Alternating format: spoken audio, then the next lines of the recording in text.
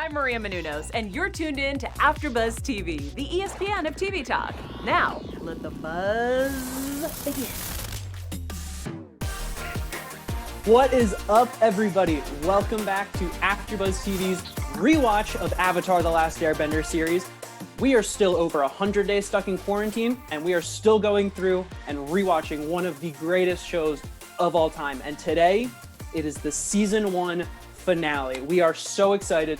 Joining me, as always, is our newbie, first time watching the show ever, and our local waterbender. We've got Elgin. Elgin, how are you doing today, bud? I'm doing great. I'm just ready to get into it because I have so many thoughts. On camera today, we have our producer, Ryan Nilsson from the Swamp Benders. Ryan, how are you doing today? Guys, I am doing great. This is a heck of an episode. I have quite a thesis statement to go along with it. But we also have another person, Eric, and we're really excited to have with us. Yes, and welcoming back after a long break, we have our Airbender, Alexis. Alexis, how have you been? We have missed you so much on this show. All I've been watching is just rewatching this show. That's literally been my entire life. In quarantine, it's just rewatching and rewatching. I'm also rewatching Legend of Korra, so it's just a lot. It's a lot of Avatar stuff, and I am so excited to talk about this because I got emotional watching this episode. Well, because they're so long, I thought they were like one whole episode, but like, you know what I'm talking about. Oh, I'm so excited. Yes, we knew as soon as it was our season finale, we're like, we have to have Alexis back. Everyone in the chat has been asking for you, and we absolutely she has to be back. And as always, I am here, Eric Jewell, your local firebender. And guys, we're ready to talk about this. Don't just not just a firebender. That we're talking about the feature live action stunt double for Aang. Yeah, I mean, come on now. Come on. All right, we'll get more into that next week. That is a little tease for you guys in the chat right now for a little bit of what might be happening next week for you guys. But like I said, guys, we are talking about the season 1 finale of book 1, Water, The Siege of the North. Elgin has been just dying to get to these 2 episodes for the longest time right now. You should have seen him reacting when he was texting us earlier. He felt so represented by seeing the Water Tribe just destroying people. So before we go in and break down the episode, Elgin, what were your overall thoughts on the season finale? I'm just so proud of my people at the end of the day. My people just like they came to conquer, to destroy, and do what they had to do. It was just so many great points in this episode that I loved, but I think in that, because are we talking about both episodes or this first episode? Yes, we'll be talking about, guys in the chat, we will be talking about both episodes as if they're just one long episode right now. So we're going to be jumping back a little. We're going to be going back and forth throughout the episode.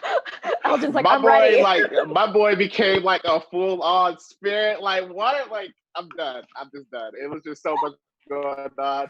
My boy Sokka, he got ghosted, which is it's cool.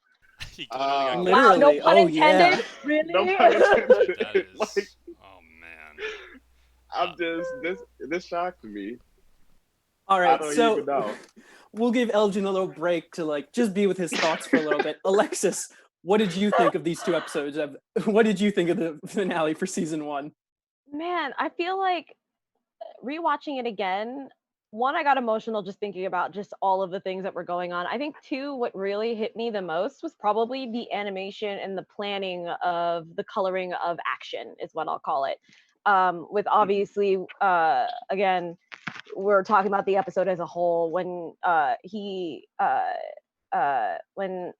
was gonna say General Iroh. When Iroh pretty much goes in and does his firebending, but everything else because the moon is out and everything's in black and white. Yeah, and the fact that when you see the firebending or when you see Yue Wei's eyes are blue because of the fact that you could tell that there's clearly something else going on. I like that they decided to do it that way instead of just like darkness and like you trying to figure it out. Because usually when they do that in animation, it's usually like a dark blue and black kind of situation. You're like, where is everything? Like I like that they decided to do like a black and white kind of sense to be able to see the bending, and that was I just thought that was a really great art direction in that sense, and I loved that. So it was just really freaking cool to see it all just kind of play out, because it was just it's just fantastic. And I think that's just like what choked me up, because I was like, oh, animation is so beautiful. Oh, the planning. Oh, like, you know, it was great. My heart. Yeah, there was so much.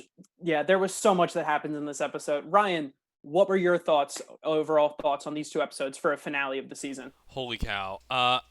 This finale, look, this isn't my favorite episode of Avatar, but I go as far as to say I think this is probably the best episode of Avatar, in my opinion. I think when you're just taking all the storytelling into account, the fact that what's going on in this season finale, there's so much interesting stuff going on. From like every character is challenged in some way, shape, or form. Like Zuko's having a crisis of consciousness, while Aang is like facing off with Ko, and you're like, what's going on there? At the same time, like, you know, we're a little spoiled to have something like Game of Thrones going on, where like there's these huge epic battle scenes.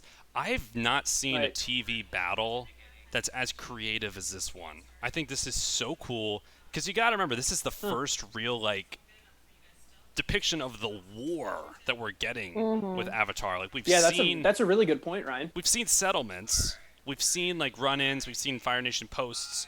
But, like, this was a battle. Like, this is the ongoing war continuing. And these characters that we've been falling in love with the entire season, just doing the best they can to kind of, like, help with one another.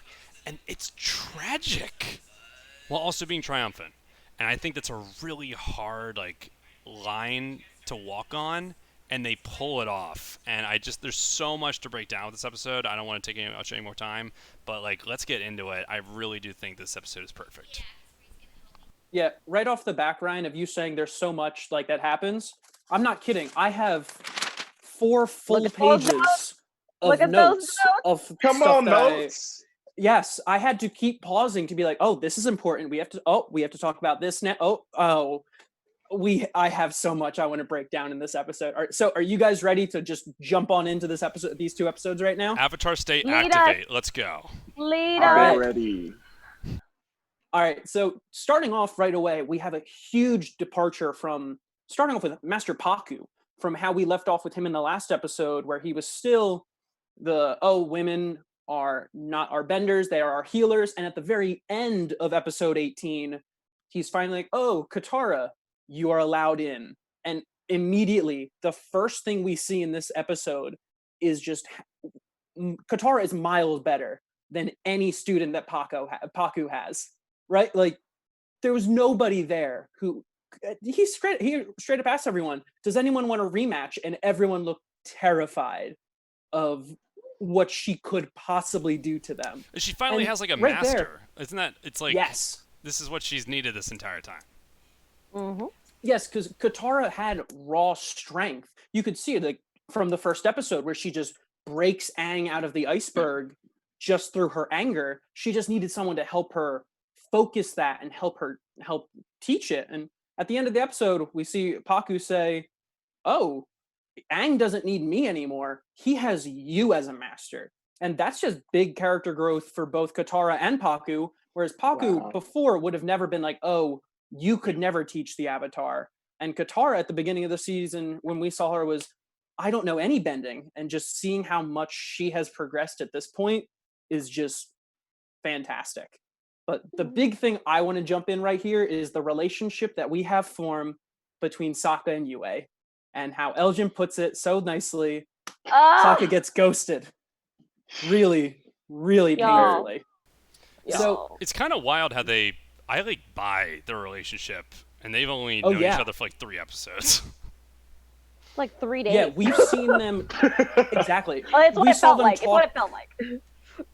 Yeah, we saw them talk so little in the last episode, and I forgot how much of their relationship actually was built up in just these 2 episodes, where in the last episode of episode 18, Yue is like, oh, I want to talk with you, but I'm engaged. I can't. And in this episode, she tells him, we can't even hang out because I have such strong feelings for you that it just, essentially, she's like, I would be cheating on my fiance if you and I keep hanging out. And poor Sokka, he has that brief thing with Suki, only for like a few little days while they were at Kyoshi Island. He finally finds someone who he could actually be with. She likes him for everything that he can do. He is respected by her father. Like her father specifically tells him, I pulled you because I want you to watch my daughter. Like she is the most important thing in the world to him. Protect her, yeah. I'm blown away by that. Like I really do.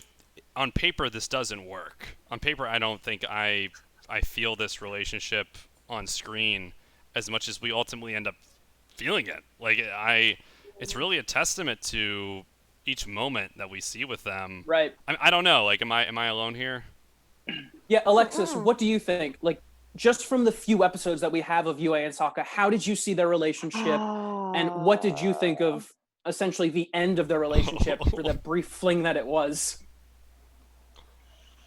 Do we have 3 hours? Okay, hold on. Look. I can't tell if this is gonna be good or bad.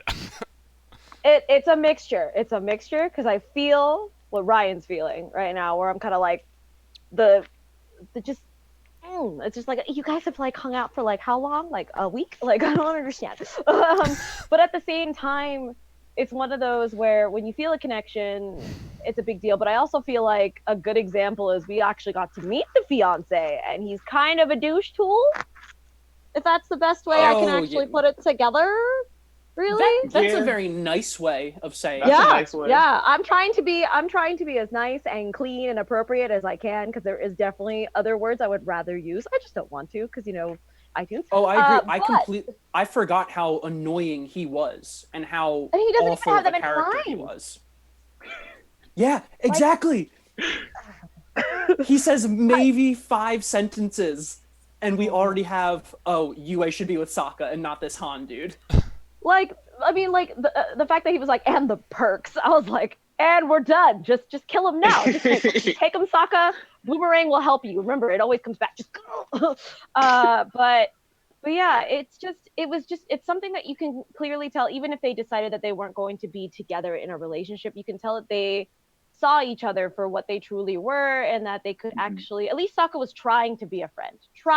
Which is saying something in most shows when usually the male character is like pining after a female. So I really liked that he was like, I'm just trying. I know that you're engaged. I'm just trying to just have you in my life without trying to mess things up as much as I can. But she's like, I can't do it. That is a really good point, Alexis. I noticed that on this time too. Yeah, I noticed that on this rewatch as well, where Sokka, he's clearly not happy that she is engaged at the beginning of this episode, but he's like, we're not doing anything. When they're just walking, he's like, we're not doing anything wrong.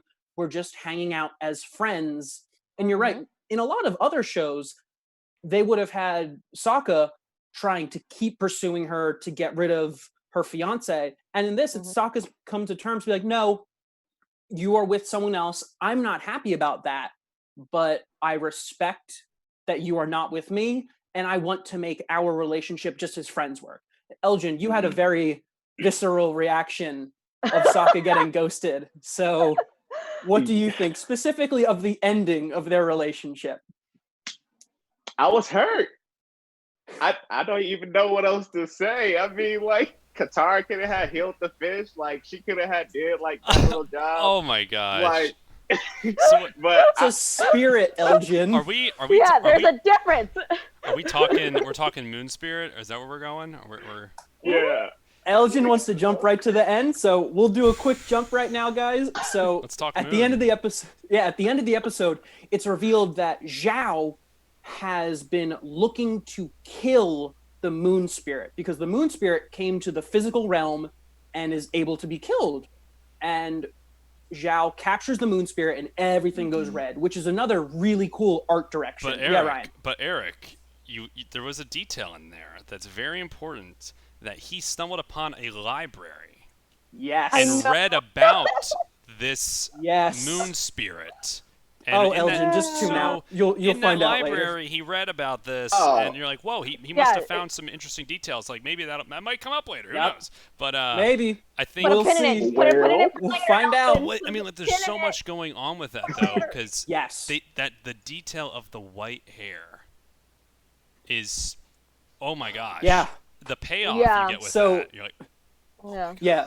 So what we find out is that the moon has been taken captive, and Yue suddenly feels really sick, and she tells Sokka, Katara, and Aang that when she was born, she was asleep. She would not wake up. She didn't make any noise, and her parents prayed to the moon spirit.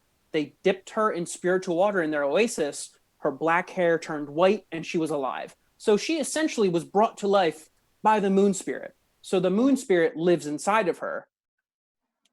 So what ends up happening sorry. is Zhao Yeah, kills also, the moon Ryan. Sorry. Yeah. Zhao ends up killing the physical moon spirit, which has taken the form of koi fish. All waterbending is completely gone because it is affected by the moon and the ocean spirits. Dude, that scene though, oh my god! Like they're like, "Don't do it, Zhao," because it's this whole concept of like waterbenders get a lot of their power from the moon. So it's like that extended element connection, but it throws off a balance. Like that's something that I thought was interesting that Uncle was kind of like alluding to, where he was saying it will give us power, but it'll throw off the balance ultimately, which I don't really know what that meant. Yeah, we get some really good hints and foreshadowing of Iroh's past, where Zhao kind of just makes a throwaway line saying, "Yes, I've heard about your experiences into the spirit world." Right. And at that point, we're like, "Hold on, excuse me. Only the Avatar is able to make it into the spirit world. Master of all four elements." Iroh was the one. Iroh could get in there because earlier in this season, if you remember the first time we go into the spirit world, Iroh sees Aang flying ahead on Fang when they're in the spirit world. So that's already kind of a hint that there is more to Iroh than just being a powerful bender. Like he really understands what bending is. So Zhao ends up killing the moon spirit, which brings the black and white to the scene, which Alexis talked about earlier, which is beautiful art direction. And Yue essentially realizes, I have the moon spirit inside of me. I will give my life for the moon spirit in order to restore balance to the world.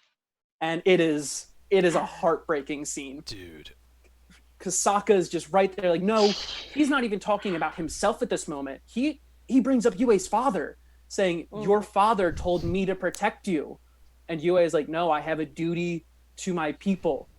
And she gives her life. It's also that trigger of like, at one moment, I don't know how you guys felt. I felt like this is hopeless. Like it's like the biggest despair. And Aang's like,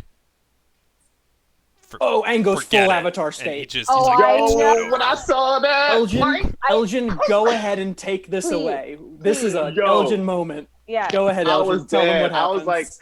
I was literally, I had like some Chex Mix, right next to me, and I'm watching this, and I'm just like, yo, she said this is all over, and then Aang, he was like, no, it is not. It's not over. Whole omnipotent voice. I was like, oh shoot, my boy about to do something. Like, I was just. And then he went in the water, and then he like sunk, like not even like the head in the water. It was just like a. He goes down like a bullet. Yeah. Yes. I'm done. I was shocked, and and Rex shocked too. Like he is. Where is my note? I said, Aang goes into the Avatar state and becomes a giant water spirit and starts wrecking the Fire Nation soldiers, and then in all caps, absolutely demolishes them. Yeah, my boy, a whole mass murderer. Yeah, no. That's actually what I wanted to bring up, was that in the chat, Aaron Sims was like, I think he died, the fiance, because Flyflip87 was like, I hate her fiance. He doesn't take advice when it's obvious he needs it. Like remembering the target's name, that got on my nerves. But I love how, like I said, like, I think the fiance died. Especially how Zhao threw him overboard, and then Daniel Drew's like, I don't know if he died, and I'm like, all right, guys, okay, we know that technically this is a show for kids, so we're gonna say he didn't die, but also, I'm calling it. He's dead. But I also love he dead. But then Aaron Sims is like, but Aang killed all those soldiers though, and I'm like, yeah, okay, you know what? Like, all right. Yeah, and you're right. These two episodes really show how strong different nations are during like the time of year and specifically time of day, because for the most part we've seen most episodes have been during the day, or if they're at night, the only waterbender around has been Katara. But now these two episodes, when it was the full moon you see every waterbender is taking on 6 to 8 firebenders and not getting a scratch. Paku is taking out tanks by himself. He goes up in a whirlwind, and I'm just, you know what, Paku? Yep. You're a good guy right now. You're doing really well. But I know Elgin really wants to talk about Sokka's storyline as well. I'm at a loss for words. Like this whole, like, I've never seen a cartoon show or any show really like have so much detail. Like someone might as well just talk, because I'm just gonna be out here for 4 hours. It's just so good. You guys want to jump on over to the Zuko storyline? Yeah, I think like to put a button on Sokka is that like I just want to hear from Elgin. Like, did you think? I remember seeing this as a kid, and like again, this episode really I think sets the bar for what Avatar can be. Like this, I feel like up until this point we got some incredible episodes, but this was the first one I remember seeing as a kid where I was like, this just showed what this show is capable of. Like, the show is capable of incredible action set pieces, of these emotional payoffs that are wild, sacrifice, as well as just all these like character building, eerie, sci-fi, like everything with Sokka. I just didn't expect it to go that way with a character who's usually like the comedic relief. Yeah, that's a good point, Ryan. They really put Sokka, who is, you're right, normally the comedic relief guy. He kind of had the most tragic ending of this season right now, because one, he doesn't get either of the girls that he had been pining for a while. No, and my man can't win. The one girl who he was really interested in dies in his arms and just becomes a spirit, which is kind of good. He has the moon spirit always watching over him, so that's kind of cool. But I feel bad. I just want to say this before we move on to Zuko, is that there's just a forever meme, Elgin, now that you're part of our community now, that I gotta find this. Where I can't remember, I can't give you the whole meme because there's stuff in there that will happen throughout the season, but I love it because he's in an argument with these other people and Sokka's just like, yeah, but my girl turned into the moon, and they're like yep. They're like, yeah, sorry, buddy. And I was like, yeah, that's your trump card forever. like you could just forever just say, yeah, my first girlfriend, I guess second girlfriend, but technically first full-on relationship though. It's such a tragic loss. The moon. It is such a tragic loss, but it is such a funny gag throughout the fan community. Yeah, it's fantastic. But it's also like, again, from the fact that we saw Sokka in the first episode being like this typical guy who's like, oh, I'm a warrior, this is what I do, you stay in your place, and blah, blah, blah. He got to meet powerful women of all different types of levels, I guess. Thank you, Ryan. You found it.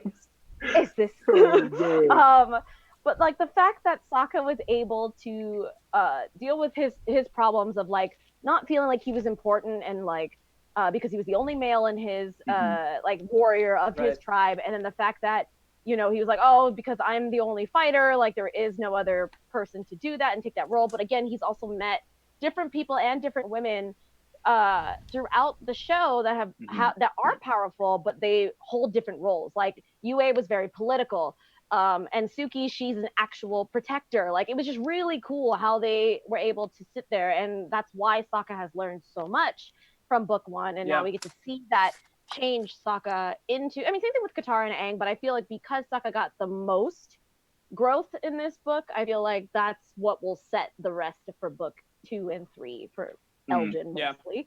But I think that's why he's my favorite character, because the fact that he went through so much so quickly, it was able to set a tone for him for the rest of the show. And it's just fantastic. No, yeah, that's a really good point. I mean, we'll talk, and also Zuko as well, but we'll get to that.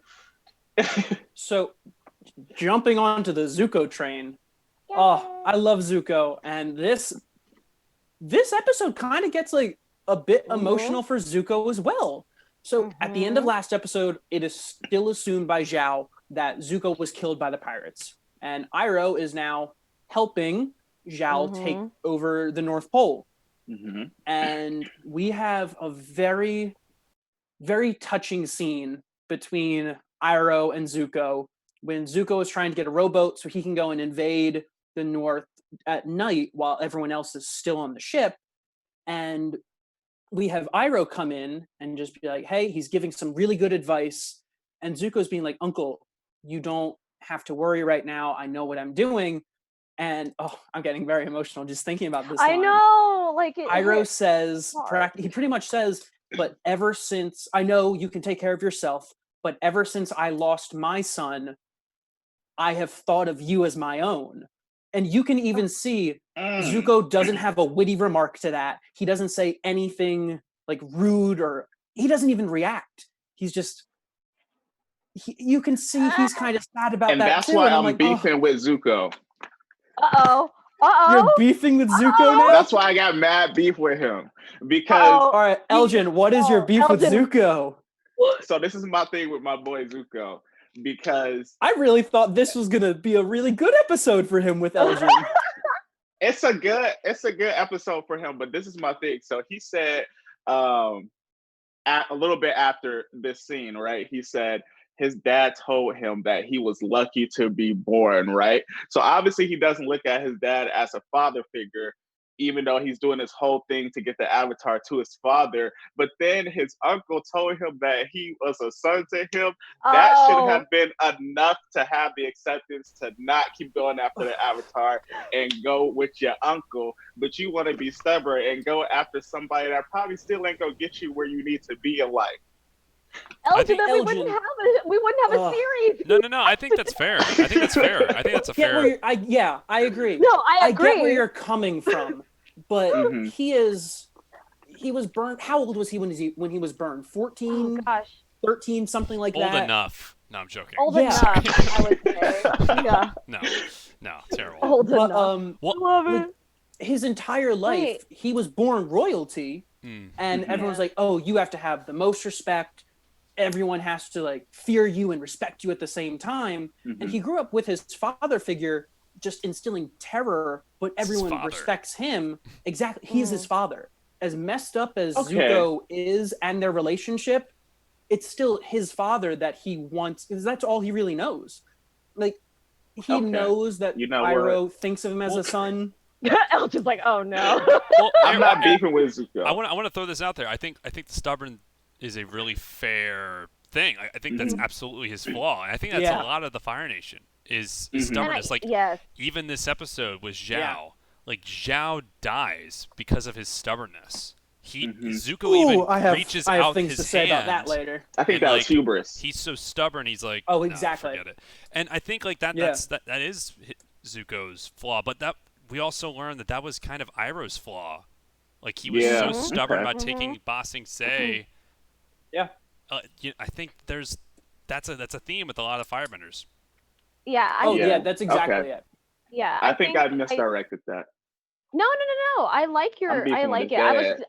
But I think that it's also really great that you brought that up, because I feel like a lot of people were like, they just want to shake Zuko and be like, there's more, there's a bigger picture, kind of thing. But that's the one thing that I've always liked about him is that, even though, he's stubborn, but I also like that even though in that entire scene, you can see in his face, he's not trying to argue with his uncle. He knows that he probably shouldn't do this. He knows it deep down. He's like, I'm literally doing this for probably the tiny amount of honor that I'll probably get, because I know where my place is in this line. And he'll still be a laughingstock. Yeah.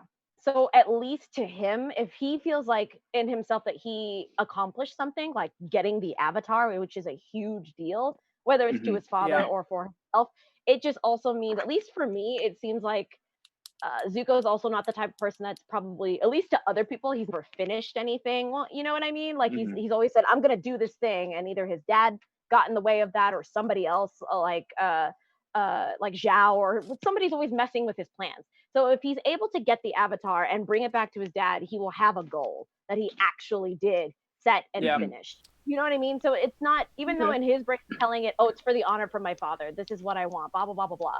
It's also kind of a thing of comforting for him, because he's like, I did it. Well, but at least that's what I got from him. Alexis, do you think because I felt like this episode more than any we've seen up until this point is that Zuko had like a crisis of consciousness. Like because he admits, like you just said, he admits that the whole reason he's doing this is just because of that, which is something like we've obviously assumed, but like he even knows that that's the only reason he's doing this. And I think like he's challenged, and like you said, his uncle is very much like, dude, you don't even need to do that. Like you gotta go your own way, and he's just not there.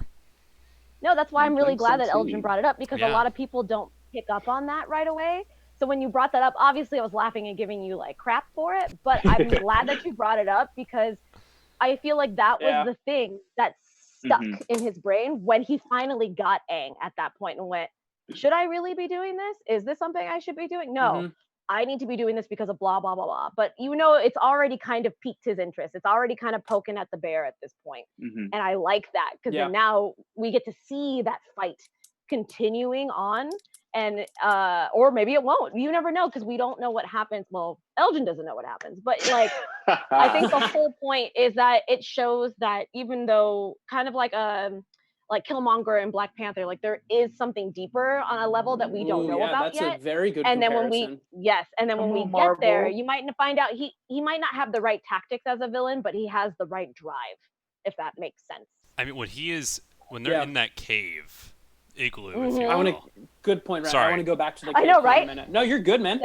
I think that is such an amazing scene where we're getting him having this like internal monologue, and then we're going back and forth between that and Aang, who's also on his whole. We'll get into that probably later, but like he's doing his own thing. Yeah. I just also showing the inverse of like he might freeze to death. Like he didn't have a plan. He's just doing this. No. And they save Zuko. Like Sokka's like, forget him. He wouldn't save us. And like it's that whole thing of like that's why they're different. That's why like they're a little better than the Fire Nation is. Like even though this guy's been hunting them the whole season, all 20 episodes, like they're still gonna not let him freeze to death. Yeah. Yeah, the two main points that I wanted to bring up that were specifically really good Zuko moments for me was what Elgin said before, when they're in the cave and he knows Aang can't hear him right now, and he's just finally like, oh, this is a time for me where I can just kind of vent. And he tells Aang pretty much his whole struggle of growing up, where Elgin, you brought up the line before, your sister was born lucky and you were lucky to be born. So he has always had that inferiority complex. But the other really good scene for me is at the very, very end, when he and Iroh are just on that raft. And Iroh says, I'm shocked at you, Prince Zuko. I'm surprised you're not going for the Avatar right now. And Zuko just says, I'm tired. And it's like, what, like, at that point, it's like, yeah, I get that. Like, you're tired. Like, you're tired on a lot of fronts. Like, you have failed every time you've tried to capture him. So you're tired of losing. You are tired of Zhao getting the upper hand every time he's going to get the Avatar. And I think, Ryan, you were right before. He has a struggle of conscience. Like, I'm tired of having to figure out what the right thing for me to do is. And I think that's what's great about the writing too that you brought up, is that the fact that it showed that he didn't have to give the exposition of why he's tired. We all just understood what he meant. We literally took every single piece of what we've known in these past 20 episodes of like, he's just sick and tired of having to just result to being under someone, whether it's his dad, Zhao, or even at the Avatar at this point. And even when he noticed, like, I love how he was also like, not to go back too far, but how Zuko was impressed that Katara learned from a master and how he felt that challenge back and forth. And I also love that he was able to put her in her place still. I mean, again, I know it sounds awful coming from a female standpoint, but it also shows that Katara still needs to improve. Zuko's been training we saw the flashback. We've known this for a while. So we know that it wasn't going to be just like a magical thing where like Katara is just this amazing bender, which she is, but she still needs time. Right. You know, she knows enough. And exactly. But she went to work, like you said, in those scenes. She did. Yeah. I was like, get it, girl. Get it, girl. Alexis. I'm so proud. Like you said, Zuko, you're good. Zuko was a crowned prince. He had been training his entire life, and Katara got a master a week ago. Yeah, like for real. As much training as she got in that week, there was no way she was going to completely beat Zuko the entire time. Raw talent. Yeah, so the last thing I really want to hit on for this episode is like, Aang didn't really have too much to do in this, really. Like, he goes into the spirit world, we see Roku again, and we see Heibai. I forgot that we saw Heibai, and I was so happy about that. I love that spirit. Yeah. And then really the biggest thing that happens there is he goes to see Ko, the face stealer, and Ko pretty much just tells him immediately, oh, you've already met the spirits you want. It's the koi fish.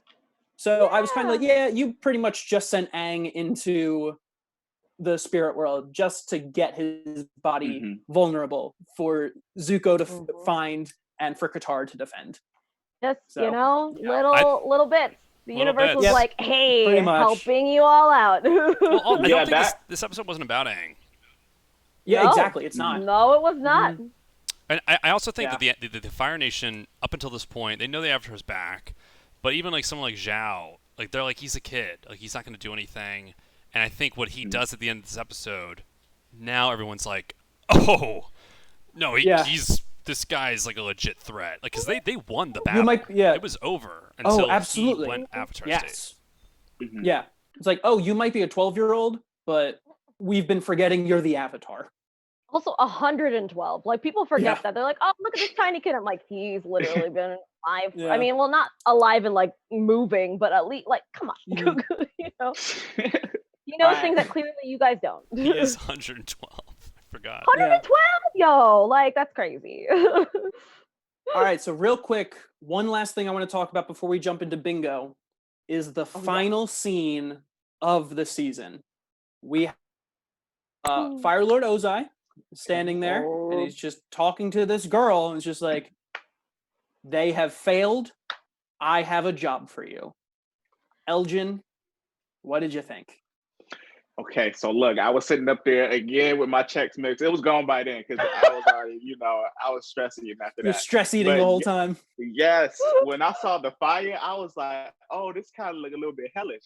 But I saw the girl, and she looked up like from the rising of the flames. I was like, oh, look, this ain't about to be a good one for season 2. I already know it's about to be a wrap for some of these people, but I'm ready. Elgin, no, you're not. You're not ready. I'm not really, but I gotta put on a brave face. You're not ready. You don't even know this character. Oh, it's just Yeah.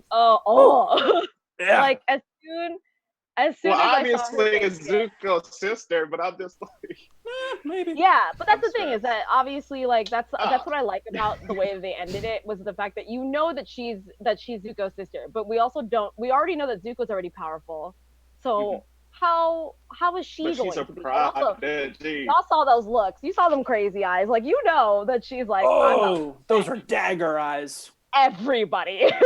Yeah. So I love that. So I can't. Oh, Elgin is so not ready for the stuff that's gonna hit. All right. Yeah. Oh my god. Do you guys have any last thoughts on the episode as a whole before we jump into the bingo for the final episode of this season? Elgin, what about you? One thing that I did want to say was I love how the show puts these like other tidbits in there, like with the library and with Ko, how he was introducing another avatar and his lover. Like, I love how they naturally put those things in there without it feeling forced. But these 2 episodes were definitely my favorite. It just had me shook the whole entire time, and it's gonna be hard not to binge watch this next season because I almost just let Netflix do the next episode thing, and I was like, I have to stop myself because I'm just like, I just want to see what happens next, but it's okay. I'm gonna control myself. Yeah, good luck. Great season. You can do it. All right, so I'm proud of you. I would have caved, dude. Like, this is. They're like, all right. It's such a good finale. Yeah. I think the one last comparison. I'm the Star Wars guy. I always bring up Star Wars with this show. Dave Filoni directed these 2 episodes. He did the Clone Wars. Yes, he did. Directed. You can tell too. You can tell that he directed it too. If you've watched his other shows, it has a completely different feel and aura than the rest of the episodes. It's fantastic. You're so right. I mean, you know on the head. It's his fingerprints are all over it, and I think I would compare this episode to not to Empire Strikes Back quite yet. Like I think that there are some Empire elements, but it's that idea of like, you know, there's sacrifice. No war is clean. Like there were losses on both sides, and I think that was something like that. Why Star Wars has survived for this long is because it's never like a clear win-win-win. Right. All right. So, do you guys think on our final 2 episodes of this season? Well, Ryan already knows. He already seen the board. Alexis and Elgin. Seen the board. Did we get bingo for the last 2 episodes of this season? I'm gonna say yes. Please, all right, please, Alexis please. This says episode yes. was jam-packed. Elgin? We have to at least get one. I'm gonna say yes too, because I'm really hoping we get one this season. Guys, we got 2 bingos. Yes! We finally got a bingo, and it was 2 of them. Yes. So Ryan, if you want to pull that up. Whoa. Guys, we almost had 3. But surprisingly, Zuko never mentions his honor in this episode. These episodes once. Growth. I was shocked as well. Perfect. We would have had 3. All right, so real quick. On our top level, we have waterbending. The entire episode is just waterbending. Come on. Yeah, you couldn't do the finale without it. And we also have Angry Zuko. Like, specifically Angry Zuko when he confronts Zhao, being like, you tried to have me killed. I was like, yeah, that's some justifiable anger there. Definitely. I would be angry at that man, too. Yeah. On line 2, we saw Avatar Roku. We saw him in the spirit world. That was great. We did. For some reason, I thought he showed up in the real world in this episode, and I was just wrong. Yeah, I guess because his voice was morphing with Aang, you might be right, that's why we were getting that a lot. Yeah. On line 3, we have Angry Katara. She was very angry when Zuko showed up the first time and during the rematch. We have our free space, and we have new characters. We had Han, Yue's fiance, the baboon spirit, who I love. I love him. He is one of my favorite, like, very small guest spots. And we have the Fire Nation girl at the end.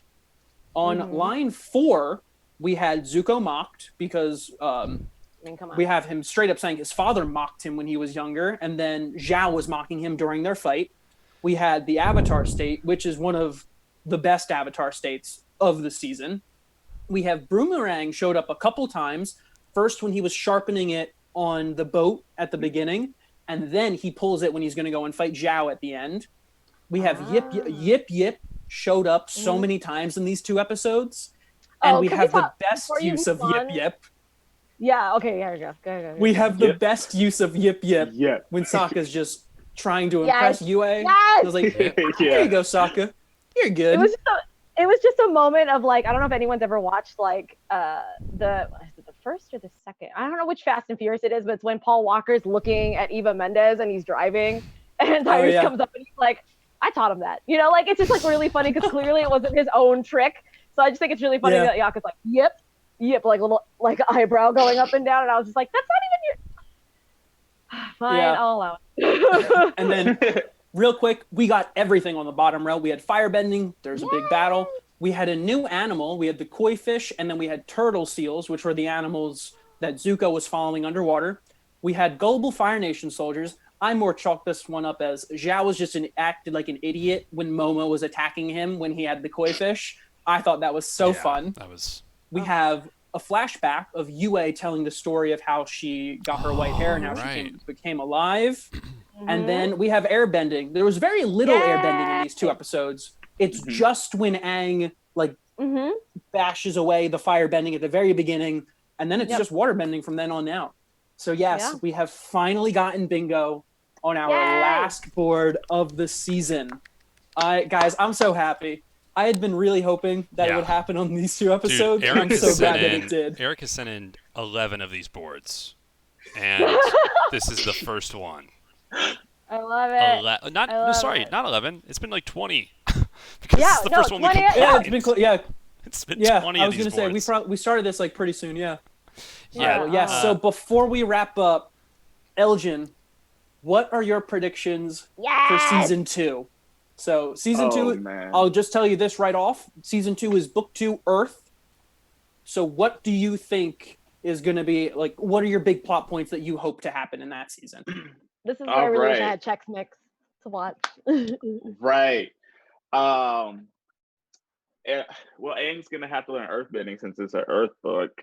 So maybe they're going to introduce... That is a good assumption. Great assumption. It's actually just an environmentally friendly season, actually. Yeah, good job. So proud. So proud. Thank you.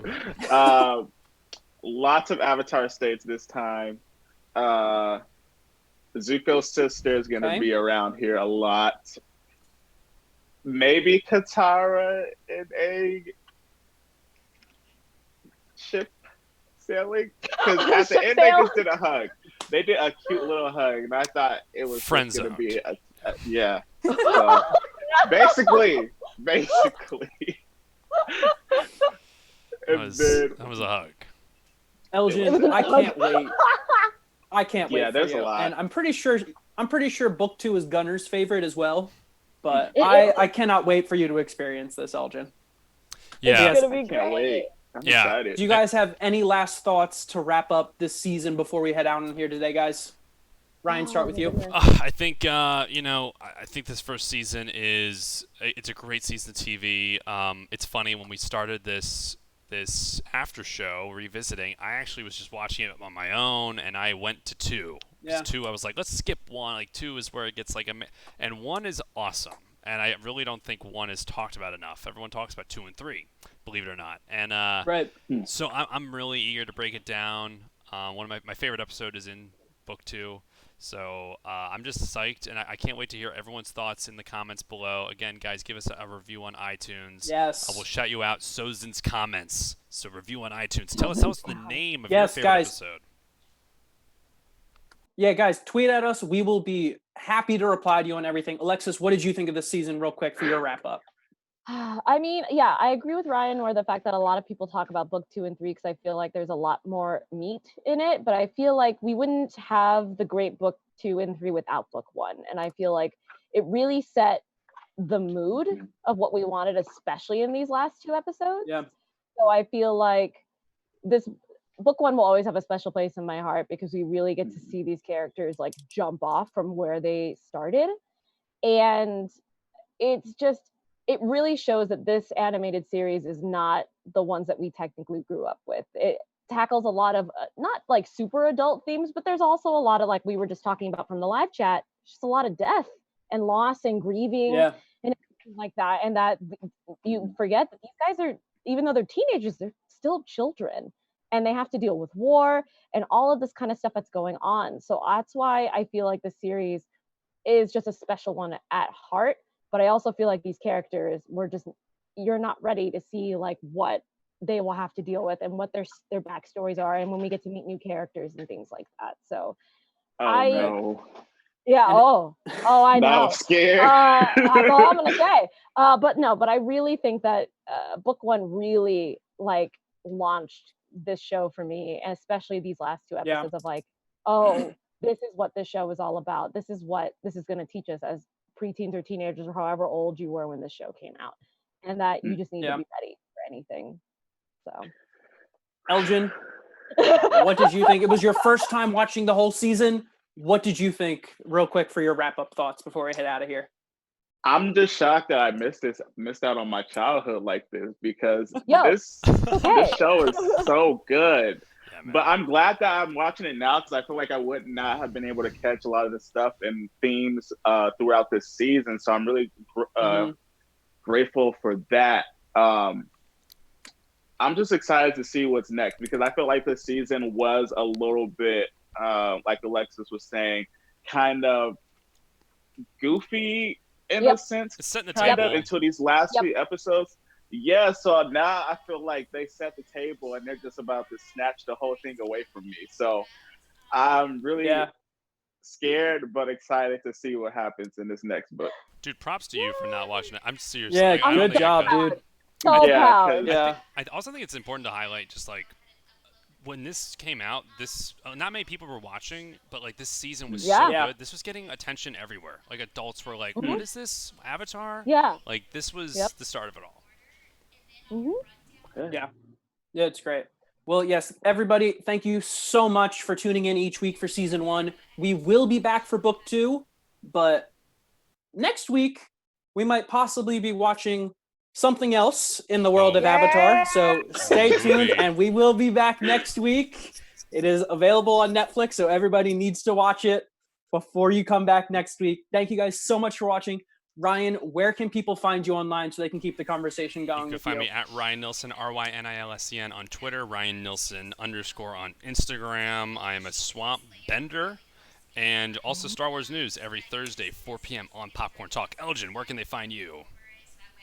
You guys can find me on Instagram and Twitter, standing Katara today for what she did at Elgin _ball. And yeah, that's pretty much it. Alexis, thank you so much for coming back on the show today. It was amazing having you back. Where can people find you online so they can keep talking with you about this show?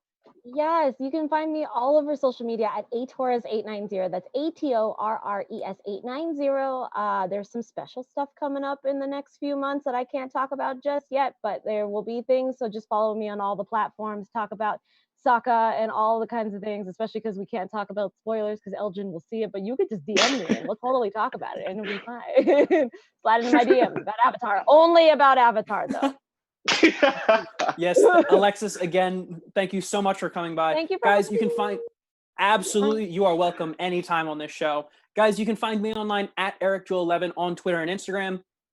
Talk with me. Don't talk about me. That'd be rude. Talk with me about this show as much as you guys want. It is amazing. Thank you guys so much for tuning in each week to AfterBuzz, the ESPN of TV talk. We will see you guys next week. We're talking about something else in this universe. Until then, we'll see you guys later. Have a great night, guys. Water. Our founder, Kevin Undergaro, and me, Maria Menounos, would like to thank you for tuning in to AfterBuzz TV. Remember, we're not just the first, we're the biggest in the world, and we're the only destination for all your favorite TV shows. Whatever you crave, we've got it. So go to AfterBuzzTV.com and check out our lineup. Buzz you later. The views expressed herein are those of the hosts only and do not necessarily reflect the views of AfterBuzz TV or its owners or principals.